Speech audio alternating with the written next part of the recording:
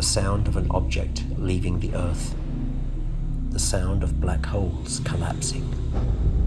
I remember being 19, 20 and getting a sampler, biting an apple into the sampler, and the sound just being unbelievable. I mean, you feel like somewhere between Stephen Hawking and Jesus and Jimi Hendrix. It's just like, it's the world noise that you've unleashed. It's like you've been given the keys to the universe.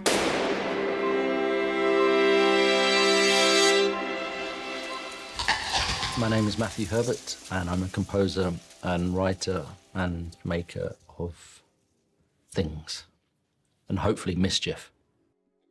I know some of you probably don't like to listen to some of the weird stuff that I do. This tooth being pulled out of my mouth just before we started the tour.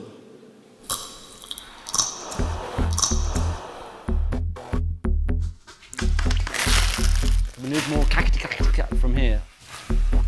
All of my music has been focused on the human perspective.